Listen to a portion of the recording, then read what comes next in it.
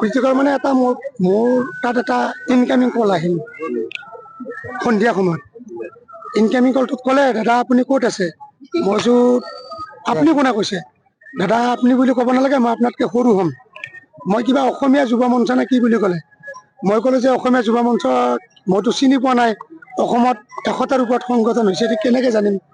মই অসমীয়া যুৱ মঞ্চ কেতিয়া জন্ম পাইছে বোলে 2005। মই চিধাকৈ কৈছোঁ যে মই 1997ত মোৰ জন্ম, 77ত মোৰ জন্ম। গতিকে মই এইবিলাক সংগঠনৰ কথা নাজানো। কথাটো কোৱা আচল কথাটো, দাদা আমাৰ অধিৱেশন আছে 25 ডিচেম্বৰত, আপুনি কিবা এটা সহায় কৰিব লাগে। কি সহায়? ক'ৰ পৰা পালা মোৰ নাম্বাৰটো?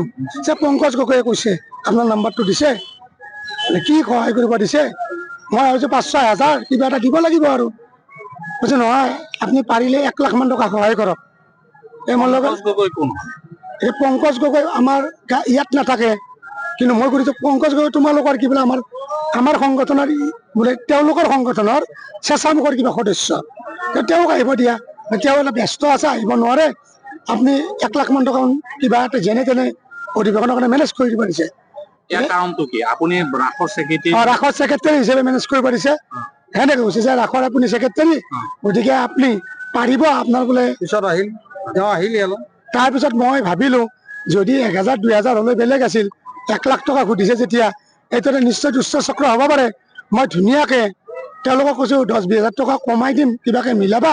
মই এড্ৰেছ এটা দিছোঁ, মই তাত আছোঁ, আহা। মই মাতিছোঁ, মোৰ টাৰ্গেটটো পইচা দিয়া নহয়, মোৰ টাৰ্গেটটো ধৰা।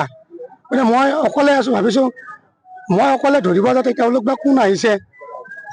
মই তেতিয়া 2-এজনক সদস্যক কৈছোঁ সাক্ষী লাগিব, মই ভুল কৰা নাই, তোমালোক পাৰিলে আহি থাকা। তাৰপিছত তেওঁ আহিলে, তেওঁক মই ক'লোঁ যে কি পইচা লাগে, কি অধিৱেশন, কিবা 25 ডিচেম্বৰত কিবা অধিৱেশন আছে।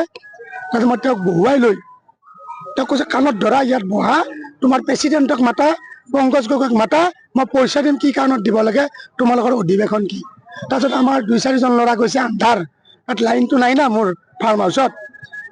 আন্ধাৰ ল'ৰা মানে তাত গোটেইবিলাকে ধৰি আনি সমিতিত গতাই দিছে। পুলিচক গতাই দিলে।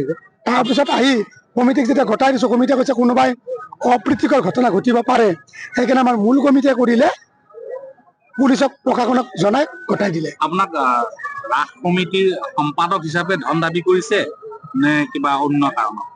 ৰাস কমিটিৰ সম্পাদক বুলি প্ৰথমতে উল্লেখ কৰা নাই। আহি পোৱাৰ পিছত এটা কথাই কৈছে, আপুনি বোলে ৰাসৰ সম্পাদক, গতিকে আপুনি পাৰিব বুলি কৈছে পংকজ গগৈয়ে। তেতিয়া মই কৈছোঁ তোমাৰ ঘৰ ক'ত? কৈছে মই 6 মাইলত থাকোঁ। বোলে অৰিজিনেল ঘৰ কোৱা? বোলে মোৰ অৰিজিনেল শিৱসাগৰ। বোলে মই মাজুলী শিৱসাগৰৰ কোনো অনুষ্ঠানত মই হাজোৰ পৰা গৈতো ধন দাবী কৰিব নাযাওঁ বা কালেকশ্যন নাযাওঁ, তুমি ইয়াত কিয় আহিলা? আপোনাক টাৰ্গেট কৰি কিয় ল'লে? সেইটো তেওঁলোকেহে জানিব, বা আপোনালোকেও গম পায়। মোৰ ইমান অভিজ্ঞতা নাই।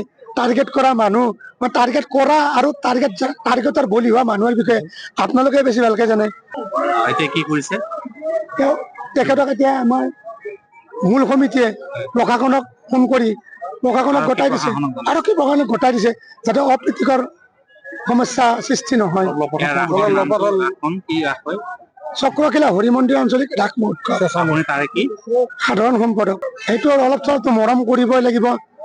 আদৰ বিচাৰি আছে শিৱসাগৰৰ পৰা 1 লাখ টকা লৈ, গতিকে 2-এটা থাপৰ নামাৰিলে তেওঁ মোৰ গাড়ীখনত উঠি ইয়ালৈকে কেনেকে আহিব?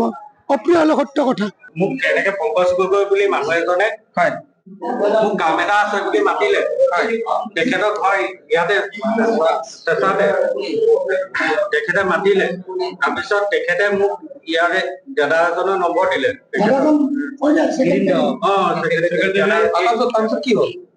তাৰপিছত এই দাদাৰ লগত কথা পাতিবলৈ ক'লে, মই কথা পাতিলো, আৰু তেখেতে মোক ক'লে কি বিচাৰি পাম বুলি ক'লে, আৰু পংকজ গগৈয়ে মোক সেইডোখৰলৈকে দেখুৱালে। মই তেখেতৰ কাৰণে ৰখি আছিলো, আৰু তাৰপিছত তেখেত আহিলে, আৰু মোক পংকজ গগৈয়ে কৈছিলে তেখেতক গৈ কবাগে এই পইচাটোৰ কথা কবা। কি পইচা? অধিৱেশনৰ কাৰণে। কিহৰ পইচা? অধিৱেশনৰ কাৰণে। অধিৱেশনৰ কাৰণে তেখেতে সহায় কৰিব। আৰু কিমান পইচা? তেখেতে তুৰত তেখেতক কিবা 1 লাখ টকাৰ কথা কৈছে বুলি মোক কৈছে। পংকজ গগৈ কোন হয়? পংকজ গগৈ ইয়াৰে হয়, চেঁচা। ইয়াত গগৈ মানুহ নাই নহয়? আছে। আপোনাৰ নাম কি? মোৰ নাম ঋতুৰাজ শইকীয়া। মই 6 মাইল কেপিটেল